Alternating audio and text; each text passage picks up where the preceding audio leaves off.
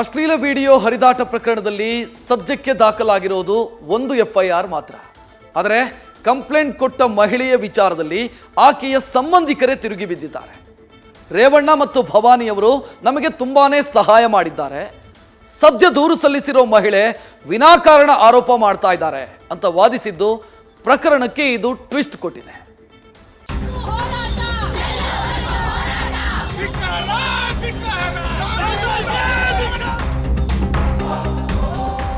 ಅದು ನಮಗೆ ಯಾವುದು ಅವ್ರ ಮೇಲೆ ತಪ್ಪು ನಮಗೆ ಕಾಣಲ್ಲ. ಈ ತಪ್ಪು ಹೊರತಾಗ ನಮಗೆ ಬೇಜಾರು.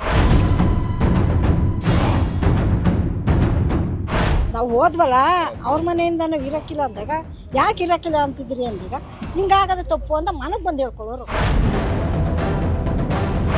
ಸುಳ್ಳು ಅಂತಾನೆ ಹೇಳ್ತಾ ಇದ್ದಾರೆ. ಮಂಜುನಾಥ ಸ್ವಾಮಿ ಆಣೆ ಹಾಗೂ ಸುಳ್ಳು.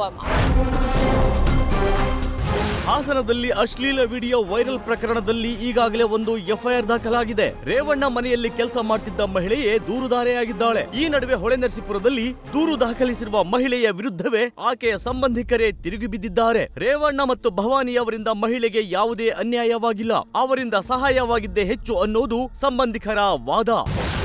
ನಾನಿರಲ್ಲ ಅಂತ ಅವ್ರಿಗೆ ಇವತ್ತು ತಪ್ಪಾಗತ್ತೆ ಅಂತ ಅವಾಗ ಇವತ್ತು ಹೇಳದ್ದ ಅವತ್ತೇ ನಮ್ಮ ಅತ್ತೆ ಜೊತೆ ಹೇಳ್ಬೋದಿತ್ತು ತಾನೆ.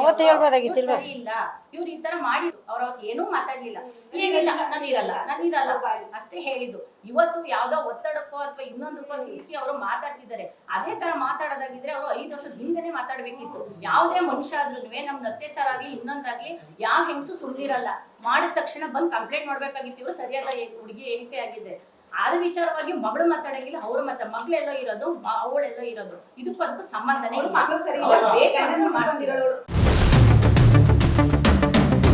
ಹಾಸನದಲ್ಲಿ ಸುದ್ದಿಗೋಷ್ಠಿ ನಡೆಸಿದ ಸಂಬಂಧಿಕರು ದೂರು ನೀಡಿದ ಮಹಿಳೆಯ ವಿರುದ್ಧವೇ ಮಾತನಾಡಿರೋದು ಅಚ್ಚರಿ ಮೂಡಿಸಿದೆ. ಅಷ್ಟೊಂದು ಕಷ್ಟ ಆಗಿದ್ದರೆ ಮೊದಲೇ ಹೇಳಬೇಕಿತ್ತು. 5 ವರ್ಷಗಳಿಂದ ಇಲ್ಲದ ದೌರ್ಜನ್ಯ ವಿಚಾರ ಈಗ ಯಾಕೆ ಅನ್ನೋದು ಸಂಬಂಧಿಕರ ಪ್ರಶ್ನೆ. ಅಂದಹಾಗೆ ದೂರು ನೀಡಿದ ಮಹಿಳೆ ರೇವಣ್ಣ ವಿರುದ್ಧವೂ ಆರೋಪಿಸಿದ್ದಾರೆ. ಅದರಂತೆ ರೇವಣ್ಣ A1 ಎಂದು FIR ನಲ್ಲಿ ಉಲ್ಲೇಖಿಸಲಾಗಿದೆ.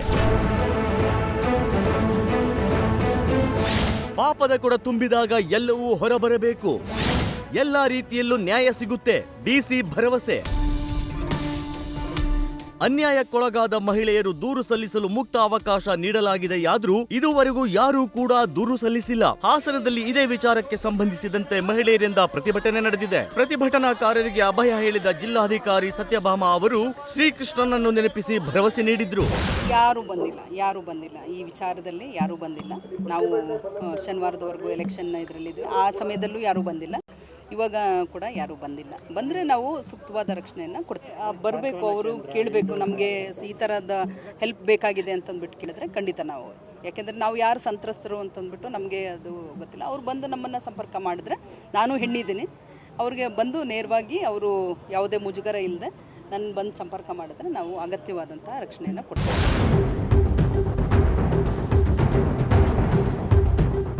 ಹಾಸನ ಜಿಲ್ಲಾಧಿಕಾರಿಯವರೇ ಈ ವಿಚಾರದಲ್ಲಿ ಅಭಯ ಹೇಳಿದ್ದಾರೆ. ಇಷ್ಟಾದ್ರೂ ಕೆಲ ಸಂತ್ರಸ್ತೆಯರಿಗೆ ಮುಕ್ತವಾಗಿ ಬಂದು ದೂರು ಸಲ್ಲಿಸೋದಕ್ಕೆ ಸಾಧ್ಯವಿಲ್ಲ. ಹೀಗಾಗಿ ಸಹಾಯವಾಣಿ ಆರಂಭಿಸಬೇಕು ಅನ್ನೋ ಆಗ್ರಹವೂ ಕೂಡ ಕೇಳಿ ಬಂದಿದೆ. ಒಟ್ನಲ್ಲಿ ಯಾರ ಪಾಪವೋ ಯಾರ ಕರ್ಮವೋ, ವಿಡಿಯೋದಲ್ಲಿರುವ ಅಮಾಯಕ ಮಹಿಳೆಯರಂತೂ ವಿನಾಕಾರಣ ಪರಿಣಾಮ ಎದುರಿಸುವಂತಾಗಿದೆ ಅನ್ನೋದೇ ದುರಂತ.